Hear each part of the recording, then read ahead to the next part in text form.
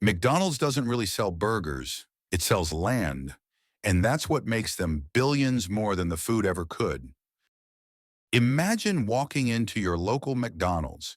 You see the glowing golden arches, you hear the sizzle of fries, you smell burgers on the grill. The place is busy, orders flying in, kids laughing, delivery bags stacked. It all looks like fast food, right? But what if I told you that's not the business at all? See, McDonald's doesn't make most of its money from burgers, not from fries, not from Happy Meals, drive-thrus, or McFlurries. The real secret to their billion-dollar empire is something most customers never see. It's not in the kitchen. It's not even on the menu. It's under your feet. It's the land. McDonald's owns one of the largest, most valuable commercial real estate portfolios in the world. They don't just run restaurants. They're landlords. They own the land. They lease the land. They collect rent. Every time someone opens a McDonald's franchise, the company earns money before a single burger is flipped, before a single soda is poured, because they're paying McDonald's just to be there. And that's the part of the story no one tells. It's the reason McDonald's has outlasted competitors, survived recessions, and scaled across the globe. So in this video, I'm going to pull back the curtain. I'll show you how McDonald's became less of a fast food business and more of a real estate empire with fries on the side. And if you want to build real wealth, you'll want to study how they did it. Let's rewind to where it all began. The year was 1940. Two brothers, Richard and Maurice McDonald, opened a small drive-in barbecue restaurant in San Bernardino, California. It was your classic American diner. Car hops, paper menus, a giant glowing sign. But soon they noticed something strange. Most of their profits came from just a few items: burgers, fries, and sodas. So they made a radical decision. They shut the place down and reopened with a brand new system. No car hops, no big menus, just fast, efficient service and a limited number of options. It was revolutionary. Then came Ray Kroc. In 1954, Kroc, a struggling milkshake machine salesman, visited the McDonald Brothers restaurant. And he didn't just see a restaurant. He saw a system, a machine, a franchise model that could dominate the entire country. Kroc pitched the brothers, "Let me take your model nationwide." They agreed. He launched McDonald's franchises across the U.S. fast. But there was a problem. Scaling was messy. Some franchisees cut corners. Others failed. And most importantly, the company didn't actually own anything. Franchisees owned the restaurants. Local landlords owned the land. McDonald's was just a middleman, collecting a slice and taking on all the brand risk. Kroc realized that had to change. So in 1956, just 2 years into the franchising journey, he created a completely separate company, the Franchise Realty Corporation. Its job: buy the land under every future McDonald's, hold the deeds, own the plots, then lease them back to franchisees at a profit. It was a game changer. With every new McDonald's location, the company not only collected rent, but gained equity. They were no longer just in the business of burgers. They were building a real estate empire, one drive-through at a time.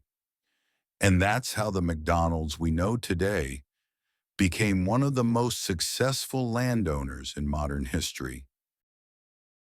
Let's break down the real magic of McDonald's business, the real estate model. See, when most people think of franchising, they imagine a simple exchange. You pay to use the brand, you get the building, you sell the products. But McDonald's flipped the whole model upside down. Here's what they actually do. McDonald's buys land in key locations, not just any land, High traffic, high visibility plots near highways, shopping centers, schools, even airports. These aren't random spots. They're carefully calculated. Then they build or allow a franchisee to build a restaurant. But here's the twist. McDonald's owns the land. The franchisee doesn't buy it. They rent it from McDonald's. And not just at cost, at a markup. Now think about this.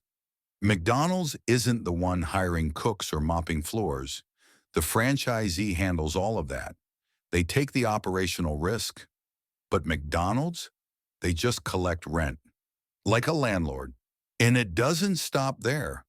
McDonald's also takes a percentage of gross sales on top of rent. Let's say a franchisee earns $2 million a year. McDonald's might take 8 to 15% of that in royalty fees. And rent? That's another chunk. So whether the store does well or struggles, McDonald's gets paid. Think of it this way. Every franchise is basically a mini ATM sitting on land McDonald's owns. And those ATMs are open 24/7.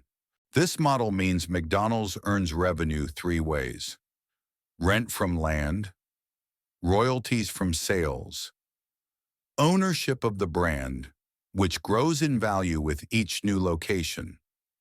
In 2023, McDonald's had over 40,000 restaurants worldwide, and over 90% of them were franchised.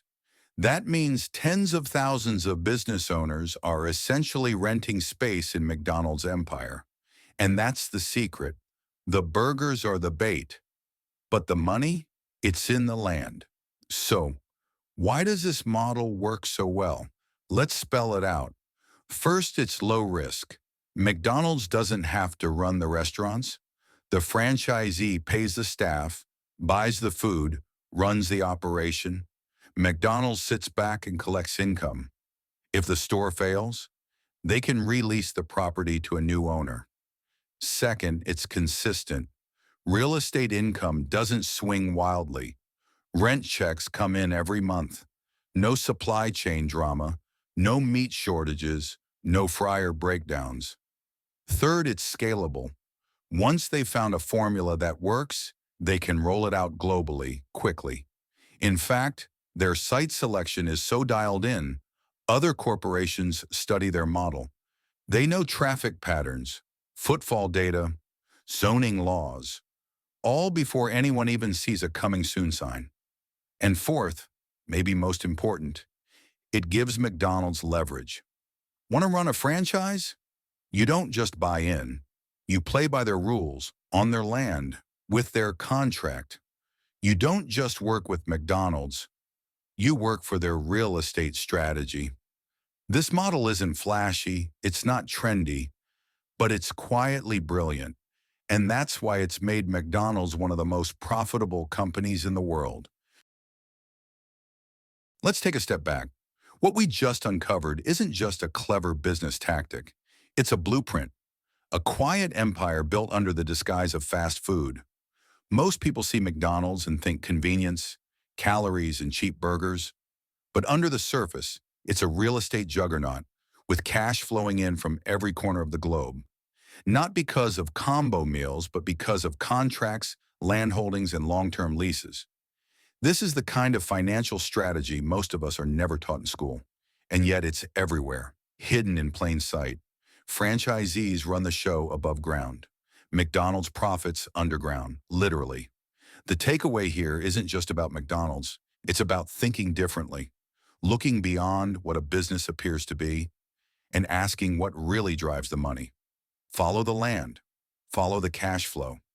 That's how you spot the difference between a business that's good and a business that's generational. If you got value from this breakdown, drop a like so YouTube shows it to others. Subscribe to Future Finance for more deep dives into the hidden mechanics of money, wealth, and business. And if you're already thinking, what other companies are secretly operating like this? We've got some wild ones coming up. Thanks for watching. And remember, we don't chase money. We study how it moves. I'll see you in the next one.